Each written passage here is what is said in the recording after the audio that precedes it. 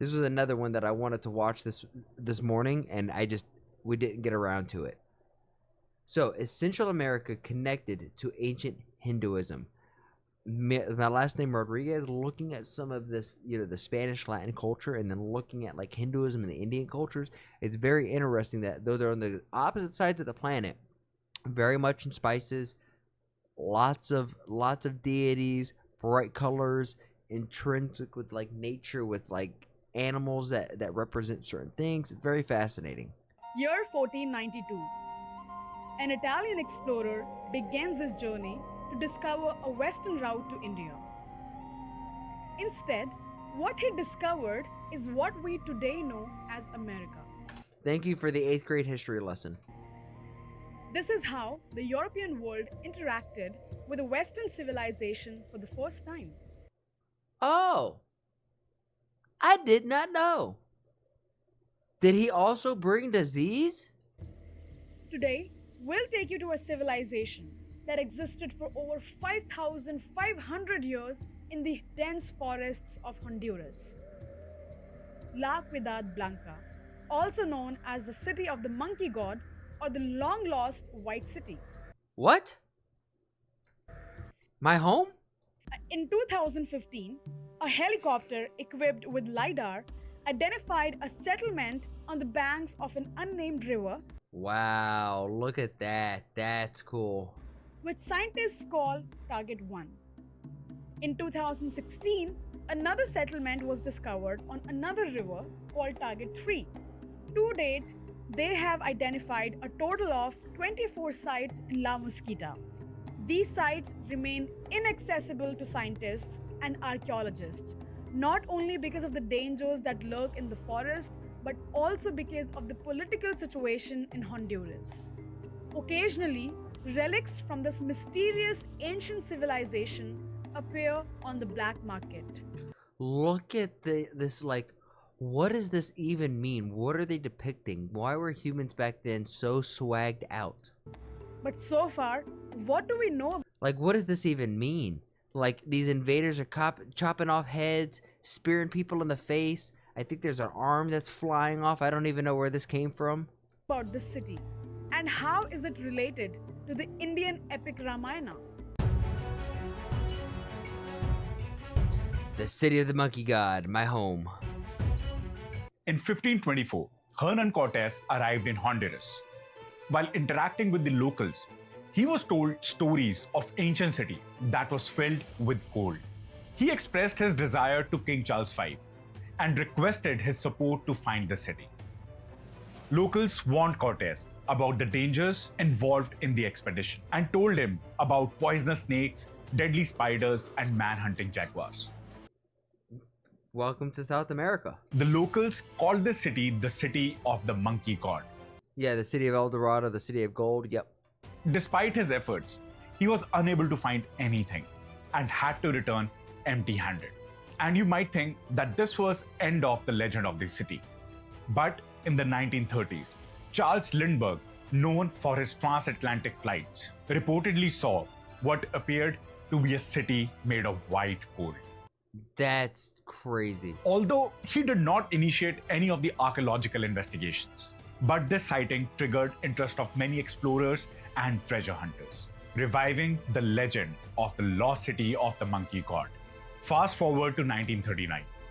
An American adventurer, Theodore Morde, claimed to find the city. He brought back artifacts and described a temple of stone effigies of monkeys. Interesting. And I mean, if you're into aliens, you think that Prometheus just came down and turned monkeys into humans. This could be the temple of where it started. Morde said that there If you really want to go down the rabbit hole, let's go down the freaking rabbit hole, baby. was a large disc in the center bearing an When did gold become white? image of Well, it's the city of white and gold. a monkey god. He also described statues of crocodile outside the temple, guarding the entrance. However, he never revealed the location of the city. Unfortunately, in 1954, soon after making this revelation, he died of a suicide. He did not die of a suicide. What? No. no. And that face, the look on this guy's face, that smirk, he's like, yeah, he killed himself. He Epsteined himself. Until 2012, this city remained a myth or a mere legend, just like other cities like Dwarka and Pumpuhar. And then emerged actual evidence. On the banks of an unnamed river, a helicopter equipped with LiDAR technology scanned a man-made structure. It appeared to be something like a citadel, and around it were blocks of houses. However, the city was Wow, look at that LiDAR image. That was insane. not grand enough to be called a civilization. But this discovery renewed interest, and finally, some evidence appeared, transforming a myth into a reality. After collating the data, the first exploration was conducted by Douglas Preston. His team included archaeologists and scientists. They discovered a pyramid along with sculptures and artifacts, which dated to approximately 8th century CE. A total of 200 sites have been discovered so far using the LiDAR technology. Wow, I can't wait till more areas like this get discovered. But very few have been explored till now. The biggest challenge is that these sites are deep in the forest, and most are controlled by the local gangs, with artifacts from this ancient city finding their place on the black market. That's so fascinating, actually, that some of these gangs are in control of these areas, and it makes me wonder, like, in my eyes, the people who are running these gangs aren't a bunch of idiots, right? There's some sophisticated guys, and I wonder what their thought is on this. This is very interesting. I was wondering if This is the Israeli military said it intercepted a missile launched from Yemen after it crossed into the country's territory. The missile launch triggered an air raid siren in Jerusalem and Tel Aviv. The IDF also received a report that shrapnel falling in Modi'in city in central Israel after the military interception. The explosions were also heard in Tel Aviv and Jerusalem 19 hours ago. Wow. Maybe we had some gods, but they came in a few centuries through spaceships, so all in religions and places of pyramids. God may be aliens. This explains most of the mysteries, including all religions. If God is only one, then why are there so many religions? And why are all kind of religions so similar? And this goes with what happened, what they found with the crashed alien handbook, or like at Area 51 with like Area 51, they found a handbook and on the alien crash site on the alien ship that supposedly detailed religion. That's, I mean, we're going down the rabbit hole, y'all. So I hope you brought your tinfoil hats. New revelation regarding the death of OpenAI whistleblower Shuchar Balahi have surfaced, revealing that there was no CCTV cameras installed in the San Francisco apartment where the body was found. While the police have suggested that the case appears to be a suicide, Bahali's parents have alleged that there was a cold-blooded murder. city is in any way related to the Indian epic Ramayana, because Hanumanji is still worshipped in the form of a monkey god. So yes, we find connection and mentions of South America in Indian scriptures, including Ramayana, although it deserves an episode of its own. But I'll try and explain the connection between the two. In Kishkinda Kand of the Ramayana, when Sugriv is organizing a search party to find goddess Sita, wife of Lord Ram, he informs the monkey army that when they go eastwards to the land where the sun rises, once it sets in India, they would come across a golden mountain, a golden pylon resembling a palm tree, with 3 branches at its head, is established on the peak of that mountain as the insignia of the great soul Ananta, and it will be lustrous with a golden podium. That pylon of the palm tree is constructed as the easterly compass by celestial gods. And beyond that, a completely golden mountain is there, namely the august Uday mountain. What is this obsession with gold? Whether it be in South America, India, Africa, why is everyone obsessed with gold? The Mount Why do we love gold? Sunrise, beyond which it is all west. The pinnacle of Mount Sunrise will be touching the heavens from their heights in 100 yojana And that divine mountain greatly glitters for its completely golden and its pedestal and similarly glittering mountains.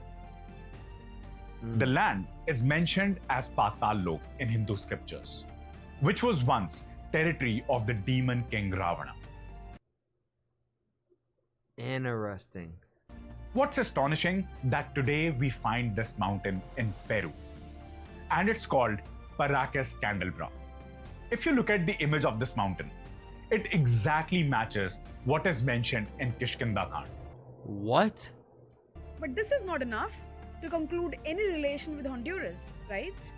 Yes, that's right. So now let's look at a tale from Adbhut Ramayana. So there is a story. When Lord Ram defeated Ravan's son Indrajit, he went to his stepbrother Ahiravan and asked for help. Ahiravan captured Lord Ram and Lakshman while they were sleeping and took them to Patal Lok. Hanumanji went in search of Lord Ram and Lakshman and reached Patal Lok, where he met his own son. Yes, Hanumanji had his own son. And he was confronted by Hanumanji, stating that how can he have a son because he has been brahmachari throughout his life.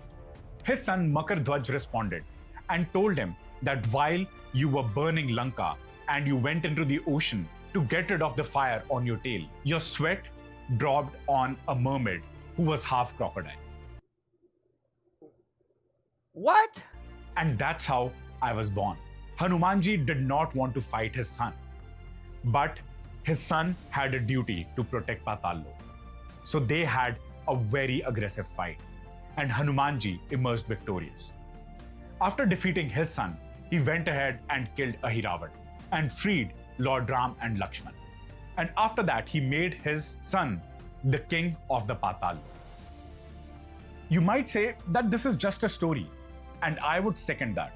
But what's interesting is that even though these places are in the opposite direction, the legends and the stories resonate so much.